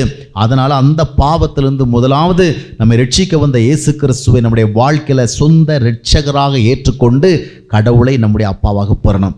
அடுத்தது பார்த்தீங்கன்னு சொன்னா இன்னும் ஒரு சில காரியங்களை சொல்லி நான் இந்த செய்தியை முடித்துக்கொள்ள விரும்புகிறேன். அப்போ நம்முடைய ஜெபங்கள் கேட்கப்படணும்னா நம்ம எப்படி என்ன செய்யணும்? முதலாவது உண்மையான ரட்சிப்பை பெற்று தேவனை நம்முடைய அப்பாவென்ற உரிமையோடு பெற்றுக்கொள்ளணும். அடுத்தது பார்த்தீங்கன்னா இயேசுநாதர் இப்போ ஜெபம் பண்ற கற்றுக் கொடுக்கிறார். கற்றுக் கொடுக்கிற வேளையில முதலாவது என்ன கற்றுக் கொடுத்தார்? பரலோகத்தில் இருக்கிற கடவுளை நீங்க எப்படி கூப்பிடணும்? அப்பா என்று கூப்பிடணும். இப்போ அடுத்து என்ன சொல்லி கொடுக்கிறார்னா, அடுத்த ஒரு 3 பிரேயர் பாயிண்ட்ஸ், அதாவது 3 ஜெப குறிப்பு. ஜெபம் பண்ண ஆரம்பிச்ச உடனே நம்ம எப்படி ஜெபம் பண்ணணும், அதாவது ஜெபிக்க வேண்டிய விதமாக ஜெபிக்கணும். அடுத்தது ஜெபத்தில் எவைகளை நாம பெற்றுக்கொள்ள வேண்டுமோ அவைகளை பெற்றுக்கொள்ள ஜெபம் பண்ணணும். புரியுதா உங்களுக்கு? எது நம்முடைய வாழ்க்கையில மிக முக்கிய தேவையோ அதை அறிந்து கொண்டு நாம ஜெபம் பண்ணணும். இப்போ ஜெபம் பண்ண ஆரம்பிச்ச உடனே இயேசு கிறிஸ்து கற்றுக் கொடுக்கிறார் பாருங்க, எதெல்லாம் நீங்க கடவுள்கிட்ட கேட்கணும். இப்போ நீங்க இயேசுநாதர் இன்னைக்கு இந்த ஆராதனை முடிச்சுட்டு வீட்டுக்கு நீங்க போயிட்டீங்க. போன பிறகு பிரார்த்தனை பண்றீங்க, ஜெபம் பண்றீங்க. ஜெபம் பண்ற வேளை இயேசுநாதர் வந்து உங்க முன்னாடி நிற்கிறார். அப்படி நின்று உனக்கு என்ன வேண்டும் கேள் அப்படின்னு கேட்டா நீங்க என்ன கேட்பீங்க? யோசிக்கிறீங்களா? நான் சொன்னதை யாராவது காதுல வாங்குறீங்களா? நீங்க வீட்டில் போயிட்டு ஜெபம் பண்ற வேளை இயேசு கிறிஸ்துவே வந்து உங்க முன்னாடி நிற்கிறார். நின்று கொண்டு என்ன வேணும் கேள் அப்படின்னு கேட்டா நீங்க என்ன கேட்பீங்க? முதல்ல வந்து நிக்கட்டும், நின்ன பிறகு யோசிப்போம் அப்படிங்கிறீங்களோ? சும்மா கற்பனைக்கெல்லாம் பதில் சொல்ல முடியாது. அவர் வந்து நின்னா நாங்கள் என்ன வேணுமோ அந்த இடத்துல கேட்டுக்குவோம். ஒருவேளை அவர் அந்த மாதிரி வந்து நின்றால் நம்மில் அநேகர் என்ன கேட்போம்? நாம் எது நமக்கு வேணும்னு நினைக்கிறோம் அதான் கேட்போம் இல்லையா? சொந்தமாக வீடு இல்லாதவங்க எனக்கு ஒரு சொந்த வீடு தாரோம் அப்படின்னு கேட்போம் இல்லையா? உடல்நிலையில் சரி பாதிக்கப்பட்டவங்க சரீர சுகத்தை கேட்பாங்க. வாங்கின கடனை திருப்பி கொடுக்க முடியாமல் கஷ்டப்படுறவங்க கடனை திருப்பி செலுத்துறதுக்கு ஒரு வழியை கேட்பாங்க. எதிரிகளால் பிரச்சனை உள்ளவங்க என்னுடைய எதிரினால எனக்கு எந்த பிரச்சனையும் வராதபடிக்கு நீங்க செய்யணும் அப்படின்னு கேட்போம் இல்லையா? அப்போ நாம வந்து எது நமக்கு தேவை நினைக்கிறோமோ அதுதான் கேட்போம்.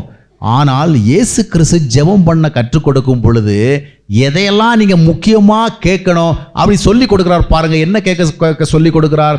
மத்தேயு 6ஆம் அத்தியாயத்தினுடைய 9ஆம் வசனத்தை யாராவது வாசிங்க. நீங்கள் ஜெபம் பண்ண வேண்டிய விதமாவது, பரமண்டலங்களில் இருக்கிற எங்கள் பிதாவே, உம்முடைய நாமம் பரிசுத்தப்படுவதாக, உம்முடைய ராஜ்யம் வருவதாக, உம்முடைய சித்தம் பரமண்டலே செய்யப்படுகிறது போல பூமியிலே செய்யப்படுவதாக. நாம ஜெபம் பண்ண போனா ஜெபம் ஆரம்பம் எதை கேட்போம்? நமக்கு என்ன வேணும்னு நம்ம நினைக்கிறோமோ அதுதான் கேட்போம் இல்லையா? ஆனால் நம்முடைய ஜெபங்கள் கேட்கப்படணும்னா இயேசு கிறிஸ்து எப்படி ஜெபம் பண்ண கற்றுக் கொடுக்கிறார்? முதலாவது நீங்க என்ன கேட்கணும்? உங்களுக்கு மிக முக்கியமானவைகளை கேட்கணும். மிக முக்கியமானவை என்ன? ஆண்டவரே உம்முடைய நாமம் பரிசுத்தப்படணும். பரிசுத்தப்படணும்னா அவருடைய நாமம் ரொம்ப அழுக்கா இருக்குது, அது சுத்தமாக அர்த்தம் கிடையாது. பரிசுத்தப்படுவதாக சொன்னா, ஆண்டவரே உம்முடைய நாமம் என்னுடைய வாழ்க்கையில அது என்ன செய்யணும்? கனப்படுத்தப்படணும், மகிமைப்படுத்தப்படணும். என்னுடைய வாழ்க்கையில வேற எல்லாவற்றையும் விட உம்முடைய நாமம் என்ன செய்யணும்? மிக உயர்வாக எண்ணப்படணும். அப்போ நம்முடைய வாழ்க்கையில மிக முக்கியமாக என்ன வேண்டும் நினைக்கிறீங்க நீங்க? இப்போ ஆண்டவர் வந்து இப்படித்தான் நீ ஜெபம் பண்ணணும் அப்படி சொல்லி கொடுக்கறானா என்ன அர்த்தம்? இதுதான் உன் வாழ்க்கைக்கு மிக முக்கியமான தேவை. என்ன தேவை? என்ன சொல்லி கொடுக்கிறார்? உம்முடைய நாமம் மகிமைப்படுவதாக, உம்முடைய ராஜ்யம் வருவதாக, உம்முடைய சித்தம் செயல்படுவதாக. இந்த 3 ஜெப குறிப்புகள்ல என்ன பார்க்கிறோம்னா, முதலாவது நம்முடைய வாழ்க்கையில மிக முக்கியமானது என்னவென்றால், நம்முடைய வாழ்க்கையில கடவுளுடைய நாமம் மகிமைப்படணும். அதாவது நாம் வாழ்கின்ற விதம் கடவுளுக்கு ஒரு பெரிய மகிமையை கொண்டு போகணும். அதனால்தான் மத்தேயு 5ஆம் அத்தியாயத்தினுடைய 16ஆம் வசனத்துல கூட இயேசு கிறிஸ்து சொன்னார், மனிதர்கள் நற்கிரியைகளை பார்த்து பரலோகத்தில் இருக்கிற தேவனை மகிமைப்படுத்தும்படி உங்கள் வெளிச்சம் அவர்களுக்கு முன்பாக பிரகாசிக்க கடவுது. அப்போ நீங்க வாழ்கிற விதத்தின் மூலமாக நீங்கள் நம்புகிற கடவுள் உண்மையிலேயே ஒரு உண்மையான கடவுள்னு மற்றவங்க என்ன செய்யணும்? விசுவாசிக்கணும். நீங்க கோயிலுக்கு போகிறத மட்டும் மக்கள் பார்க்கக்கூடாது, நீங்க பைபிள் படிக்கிறத மட்டும் பார்க்கக்கூடாது, நீங்க ஜெபம் பண்றதை மட்டும் பார்க்கக்கூடாது, நீங்க பாட்டு பாடுறதை மட்டும் பார்க்கக்கூடாது, நீங்க இயேசுநாதர் நம்புறதை மட்டும் பார்க்கக்கூடாது.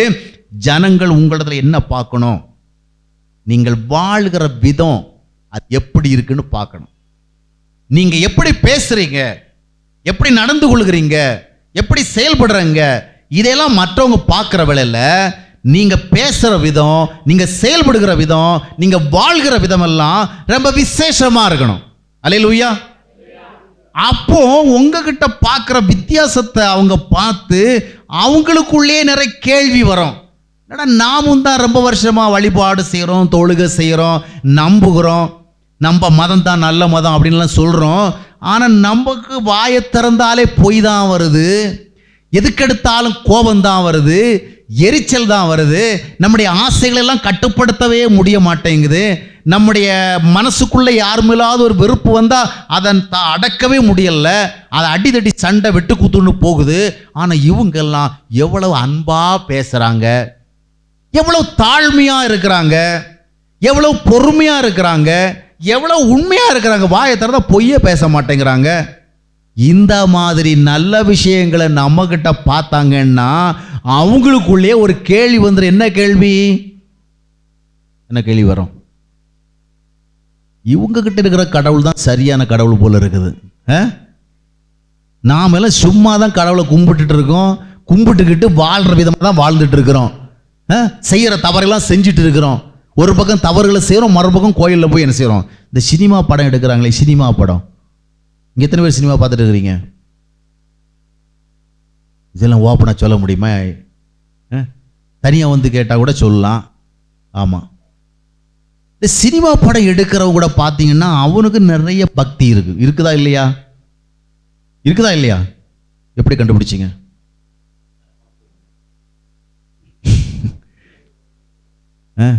இந்த சினிமா படம் எடுக்கிறவங்க கூட நல்ல ஒரு பக்தி இருக்கு. இந்த சினிமா படம் எடுக்கிறாங்களே, இந்த சினிமா படம் மனுஷனுக்கு எந்த அளவு உதவியா இருக்கு? நீங்க எத்தனை பேர் சினிமா பார்த்து முன்னுக்கு வந்திருக்கிறீங்க? இன்னைக்கு நாங்கள்லாம் இந்த அளவுக்கு நல்லா இருக்கிறதுக்கு காரணம் என்ன? ரஜினிகாந்த் சினிமா பார்த்து தான், கமலஹாசன் சினிமா பார்த்து தான் அப்படின்னு உங்களால் எத்தனை பேர் சொல்ல முடியும்? இந்த விஜய், அஜித் இவனெல்லாம் நடித்த படத்தை மட்டும் நாங்கள் பார்க்காம இருந்தா எங்கள் வாழ்க்கை எங்கேயோ போயிருக்கோம். இன்றைக்கி நாங்கள் உசுரோடு இருக்கிறது காரணமே அவனு நடித்த படத்தை பார்த்தோம். அப்படி எப்படி சொல்லுவீங்க? எத்தனை பேர் சொல்ல முடியும்? இந்த அளவுக்கு நாங்கள் ஒழுக்கமாக இருக்கிறோன்னு சொன்னால் இந்த சினிமாவை பார்த்தோம் நீங்கள் யாராவது சொல்ல முடியுமா? ஒருத்தரும் சொல்ல முடியாது. சினிமா பார்க்குறவங்கள்ட்டே போய் கேட்டு பாருங்கள். இன்றைக்கி நிறைய பேரை பார்த்தோன்னா அவனுக்கு ரசிக்கும், இவனுக்கு ரசிக்கும் அப்படின்னு அவனுங்களை கடவுளாக வச்சு வழிபடுறான் இல்லையா? ஒரு வீட்டை கட்டினா அதுக்கு அவங்க சினிமா நடிக்கின்ற பேரை வைக்கிறான். ஒரு வாகனத்தை வாங்கினா அதில் வந்து சினிமா நடிகை பேரை வைக்கிறான். ரசிகர் மன்றத்தில் உறுப்பினராக இருக்கணும், அது ஒரு பெருமையாக நினைக்கிறான். சினிமா நடிகருடைய காலை கழுவி அதை காஃபி போட்டு குடிக்கிறதுக்கு ஆசையாக இருக்கிறான். அந்த அளவுக்கு சினிமா அவன் என்ன பண்ணுறான்? எப்படியாப்பட்ட சினிமாகளை எடுக்கிறான்? இன்றைக்கி ஒரு சினிமாவில் அவன் படமாக எடுத்து வருகிற காட்சிகளை உங்கள் பிள்ளைங்கள்ட்ட சொல்லி இதெல்லாம் பாருடா, கதாநாயகி எப்படி நடந்துக்கிறாங்கன்னு நீ பாருடா, பார்த்தா வாழ்க்கையில் முன்னுக்கு வருவ அப்படி சொல்லி கொடுக்க முடியுமா? இதெல்லாம் பார்த்து கெட்டு போகாதா அப்படிதான் சொல்ல வேண்டியிருக்கு இல்லையா? இன்னைக்கு கேவலத்திலும் கேவலம், அசிங்கத்திலும் அசிங்கமா மனித வாழ்க்கை எப்படியெல்லாம் சித்தரிக்க கூடாதோ அப்படியெல்லாம் சித்தரிச்சு என்ன செய்யலாம்? சினிமா படம் எடுக்கிறாங்க இல்லையா? பொம்பளைங்களை எப்படியெல்லாம் காட்டி எப்படியெல்லாம் காசு வசூல் பண்ணலான்னு சொல்லிட்டு தப்பான காரியங்கள் எல்லாம் செய்கிறான். இப்படி சமுதாயத்தை அழிக்கிறதுல முன்னணியில் இருக்கிறது இன்னைக்கு என்னது? சினிமா. அந்த சினிமாவை எடுக்கிறவனுக்கு கூட பக்தி நிறைய இருக்குது. அதுதான் நான் உங்களுக்கு சொல்ல வந்தேன். அது என்ன பக்தி? அந்த சினிமாவை எடுக்கிறவங்க கூட அந்த சினிமாவை வெற்றிகரமாக எடுத்து நிறைய காசு சம்பாதிக்கிறதுக்காக பூஜை போடுறான். பூஜை போட்டு கடவுள்கிட்ட வேண்டுதல் செய்கிறான். ஒரு சினிமா படம் எடுக்கிறதுக்கு முன்னாடி ஒரு பூஜை நடத்தி அதில் வந்து பூஜாரிகளெல்லாம் கூப்பிட்டு வந்து நிறைய காசு செலவு பண்ணுறான். இதுக்கு கடவுளே இப்படி ஒரு சினிமாவை நான் எடுக்க போகிறேன், இந்த சினிமா வெற்றிகரமாக ஓடணும், சமுதாயத்தில் எல்லாரும் இதை பார்க்கணும், பார்த்து என்ன செய்யணும்? சீரழிஞ்சி சின்ன பின்னமாக குட்டிச்சுவராக போகணும். அவன் சினிமா பார்த்து பார்த்து கொடுக்குற காசை கொண்டு நான் என்ன செய்யணும்? கோடி கோடியாக சம்பாதிச்சு முன்னுக்கு வரணும், நான் ஆசீர்வாதம் பண்ணு கடவுளே அப்படின்னு கேட்குறான். இதையும் மனுஷன் நம்புகிறான். அது ஒரு கடவுளாக இருந்தா இவன் பண்ணுறதே அநியாயம் இல்லையா? நான் வந்து வாலிபனாக இருக்கும் பொழுது குடிப்பழக்கத்தில் இருந்தேன். சின்ன கல்லூரியில் படிக்கும் பொழுது குடிப்பழக்கம் வந்து போச்சு. அப்போ நான் மும்பை பட்டணத்துலலாம் இருந்தேன். அப்போது நான் பார்த்தீங்கன்னா குடிக்க போகிற இடத்துல முக்கியமான பார்களெல்லாம் யார் வச்சுருப்பாங்கன்னா கிறிஸ்தவங்க வச்சுருப்பாங்க. ஆமாம், அங்கே உள்ளே போனால் மாதா படம் வச்சுருப்பாங்க, இயேசுநாதர் படம் வச்சுருப்பாங்க, சிலுவை படம் வச்சு. இந்த சாராய கடையில், இந்த விஸ்கி கடையில் உள்ளே போயிடுச்சுன்னு சொன்னால் நாம் போகிறது குடிக்கிறதுக்கு. அவனும் என்ன பண்ணுறான்னா அந்த படங்களை எல்லாம் வச்சு அதுக்கு இப்போ காலையில் என்ன பண்ணுறான், பக்தியாக வத்தி கொளுத்தி மாலை போட்டு கும்பிட்றான். என்ன சொல்ல வர்றான், கடவுளே இன்றைக்கி நிறைய பேர் வந்து குடிக்கணும், நிறைய பேர் எனக்கு காசு கொடுத்துட்டு போகணும். அவன் வீட்டில் அந்த குடிக்க வர வேண்டிய மனைவிகளெல்லாம் எப்படி ஜெபம் பண்ணிகிட்டு இருக்கிறாங்க, கடவுளே என் கணவன் குடிச்சு குட்டிச்சவராக போகிறான், குடியை கெடுத்துட்டு இருக்கிறான், நீ ஏதாவது உதவி பண்ணி அவன் குடிக்காமல் இருக்க செய்யணும். இவன் எங்கே ஜெபம் பண்ணிகிட்டு இருக்கான், கடவுளே இங்கே இருக்கிற விஸ்கியை நிறைய பேர் வாங்கி குடிக்கணும். இந்த கடவுள் வந்து யார் ஜெபத்தை கேட்கறது? அவன் பார் நடத்துறவனுக்கும் பக்தி இருக்கு, அவனும் பக்தியில் என்ன பண்ணுறான், ஆமாம் சவப்பட்டி வியாபாரம் பண்ணுறவன் எதை வச்சு ஜெபம் பண்ணுறது? சவப்பட்டி விற்கிறவன் என்ன பண்ணுவான், 4 விழுந்தாதானே ஐயா எனக்கு 4 பெட்டி வெளியே போகும். நீ டாக்டர் இருக்கிற இடத்துல எல்லாம் பற்றி நலமாக வாழ்ந்து கொண்டிருந்தா அந்த ஆள் எப்போதை போச்சு பிழைப்பார். 4 பேர் நோயோட வந்தால் தான், அப்பப்போ ஒரு டெங்கு காய்ச்சல் சிங்கு காய்ச்சல் வந்தால் தான் இவங்களுக்கு கொஞ்சம் நல்ல வருமானம் வரும் இல்லையா? ஆக இன்னைக்கு பக்தி இருந்தால் கூட சினிமாக்காரன் என்ன பண்ணுறான், தவறான காரியங்களுக்கு ஜெபம் பண்ணுறான். இப்படிப்பட்ட ஜெபத்தெல்லாம் கடவுள் கேட்க முடியுமா? அப்போ அருமையானவர்களே, வாழ்ந்து கொண்டிருக்கிற விதமாக வாழ்ந்து கொண்டு நம்ம பக்தியை காண்பிச்சா அந்த பக்தி வீணான பக்தி. அதனால் நம்ம வாழ்க்கையில் நாம் ஆண்டவரிடத்துலேருந்து ஆசீர்வாதம் பெறணும்னு சொன்னால் நம்முடைய வாழ்க்கை எப்படிப்பட்டதாக இருக்கணும், நம்முடைய வாழ்க்கையில் கடவுள் இருக்கிறது மற்றவர்களுக்கு தெரியணும். நம்மிடத்தில் கடவுள் இருக்கிறத பைபிளை வச்சு காண்பிச்சு காட்ட முடியாது, கோயிலுக்கு வரதை வைத்து காண்பிக்க முடியாது, ஆராதிக்கிறத வைத்து காண்பிக்க முடியாது. நாம் வாழுகிற விதம் அதுக்குத்தான் தேவன் சொல்லிக் கொடுக்குறாரு. என்ன, முதலாவது நம்முடைய வாழ்க்கையில் கடவுளுடைய நாமம் மகிமைப்படணும். இரண்டாவது உம்முடைய ராஜ்யம் வருவதாக என்று கேட்கிற பொழுது நம்மை நாமே ஏற்காதபடிக்கு கடவுள் ஏற்கிறது தான் கடவுளுடைய ராஜ்யம் வர. ராஜ்யம்னா அரசாங்கம், ஆளுகை செய்கிறது. கடவுள் நம்மை ஆளணும், நம்மை கட்டுப்படுத்தணும், நம்மை வழி நடத்தணும். நாம் வாழுகிற விதமாகவே வாழ்ந்து கொண்டிருக்கிறதல்ல, நாம் எப்படி வாழணுமோ அப்படி ஆண்டவர் நம்மை வாழ வைக்கணும். இப்படிப்பட்ட ஒரு அனுபவத்தை நம்முடைய வாழ்க்கையில் தேடணும். ஆண்டவரே டெய்லி நீங்கள் எதுக்கு முக்கியம் ஜெபம் பண்ணணும், நான் விரும்புகிறபடியே நான் வாழக்கூடாது, நான் பேச விரும்புகிறபடியே நான் பேசக்கூடாது, நான் சிந்திக்க விரும்புகிறபடியே சிந்திக்கக்கூடாது, நான் போக விரும்புகிறபடியே போகக்கூடாது, நான் சரியாக வாழும்படியாக என்ன நீர் என்ன பண்ணணும், ஆளுகை செய்யணும். அதைத்தான் முக்கியமாக நம்ம கேட்கணும். இந்த விதமாக கடவுளுடைய நாமம் நம்முடைய வாழ்வில் மகிமைப்படுவதுதான் நமக்கு மிக முக்கியமான தேவை. கடவுள் நம்மை ஆளுகை செய்யணும். இதைத்தான் மத்தேயு 6:33 பார்க்கிறோம். முதலாவது தேவனுடைய ராஜ்யத்தையும் அப்படி நீதியையும் தேடுங்க. முதலாவது என்ன தேடணும், சோத்தை தேடக்கூடாது, சட்டையை தேடக்கூடாது, வீட்டை தேடக்கூடாது, விடுதலையை தேடக்கூடாது. முதல்ல என்ன தேடணும், கடவுளுடைய ராஜ்யம். ஆண்டவரே இன்றைய தினம் நான் என்னுடைய விருப்பத்திற்கே வாழாமல் உம்முடைய விருப்பப்படி வாழணும், அதற்கேற்றபடி என்னை வழி நடத்தும், அதற்கேற்றபடி என்னை ஆளுகை செய்யும் என்று ஆண்டவரில் ஜெபம் பண்ணணும். அந்த மாதிரி ஜெபம் பண்ணுகின்ற பொழுது ஆண்டவர் நாம் கேட்பது மிக நன்மையானது என்று கண்டு நமக்கு உதவி செய்வார். அல்லேலூயா. நமக்கு உணவு வேணும், உடை வேணும், உறைவிடம் வேணும், சரீர சுகம் வேணும். இவை எல்லாவற்றுக்கும் மேலாக நம்முடைய வாழ்க்கையில் தேவன் மகிமைப்படணும். அதுதான் மிக முக்கியமான தேவை. நம்முடைய வாழ்க்கையில் தேவன் நம்மை ஆளுகை செய்யணும், அதுதான் மிக முக்கியமான தேவை. நம்முடைய வாழ்க்கையில் நாம் விரும்புகிறதல்ல, தேவன் விரும்புகிறத நம்ம செய்யணும். அல்லேலூயா. நம்முடைய மனம் தவறானவைகளெல்லாம் விரும்பும், நமக்கு அவசியமற்றவைகளெல்லாம் விரும்பும் இல்லையா? அந்த விருப்பங்கள் அல்ல, ஆண்டவர் நமக்கு எது நல்லது என்று நினைக்கிறாரோ அதை விரும்பணும். அப்போ இந்த விதமாக ஆண்டவரிடத்தில் பிரார்த்தனை செய்கின்ற பொழுது ஆண்டவர் நம்முடைய வேண்டுதல்களை கேட்டு நமக்கு பதில் அளிக்கிறார். அப்போ 2 காரியங்களை பார்த்தோம். ஒன்று, எப்படி ஜெபிக்க வேண்டுமோ அப்படி ஜெபிக்கணும். எப்படி ஜெபிக்கணும், கடவுளை தேவனை நம்முடைய வாழ்வில் தந்தையாக பெற்றுக்கொண்டு ஜெபிக்கணும். தந்தையாக பெற்றுக்கொள்ள உண்மையான ரட்சிப்பு அவசியம். ரட்சிப்பை பெற்றுக்கொள்ள நாம் பாவிகளா இல்லையா என்பதை கண்டுபிடிப்பது அவசியம். அவ்விதமாக கண்டுபிடித்து ஆண்டவருடைய ரட்சிப்பை பெறணும், தேவனுடைய பிள்ளைகளாக மாறுவோம். அடுத்தபடியாக ஒவ்வொரு நாளும் நம்முடைய வாழ்வில் கடவுளை மகிமைப்படுத்தி வாழணும், கடவுளால் வழிநடத்தப்பட வேண்டும், கடவுளுடைய விருப்பத்தை செய்யணும். இதற்காக தேவனுடைய கிருபையை நம்ம தேடணும். அப்படி தேடுகின்ற பொழுது வசனம் என்ன சொல்லுகிறது தெரியுமா? முதலாவது தேவனுடைய ராஜ்யத்தை தேடுங்கள், அப்பொழுது இவைகள் எல்லாம் உங்களுக்கு கூட கொடுக்கப்படும். இதுக்கெல்லாம் உங்களுக்கு பட்டியல் போட்டு பிரசங்கம் பண்ண தேவை கிடையாது. உங்களுக்கு சாப்பாடு கிடைக்கும், உங்களுக்கு உடைகள் கிடைக்கும், உங்களுக்கு உறைவிடம் கிடைக்கும், உங்களுக்கு சமாதானம் கிடைக்கும், உங்களுக்கு சந்தோஷம் கிடைக்கும், உங்கள் வாழ்விற்கு நன்மைகள் நிச்சயமாக கிடைக்கும். அல்லேலூயா. தேட வேண்டியவைகளை நீங்கள் தேடினால் உங்களுக்கு தேவையானவைகளை நிச்சயம் தேவன் தருவார். அவர் உண்மையுள்ளவர். தேவனுடைய பிள்ளைகளாக இருந்து நீங்கள் தேடுகின்ற பொழுது அவரும் தந்தையாக இருந்து உங்களுக்கு செய்ய வேண்டிய கடமைகளை நிச்சயம் செய்வார். அந்த நம்பிக்கையோடு நாம் வாழ்வோம். கடவுள் நமக்கு வெறும் கடவுள் அல்ல. கடவுளிடத்தில் நமக்கு தேவைப்படுவது பிச்சை அல்ல. கடவுள் நம்முடைய தந்தை. நமக்கு தேவைப்படுவது அவருடைய சொத்துக்கள், சுதந்திரங்கள், செல்வங்கள். அல்லேலூயா.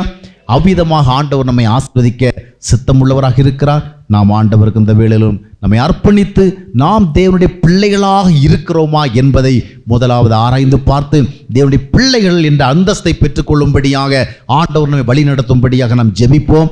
தேவன் விரும்புகிறவர்களை நம்முடைய வாழ்க்கையில நம்முடைய விருப்பங்களாக மாற்றிக்கொண்டு ஆண்டவரிடத்தில் நாம் கேட்க பழகுவோம். அப்பொழுது நிச்சயமாக நம்மை ஆண்டவர் ஆசீர்வதிப்பார்.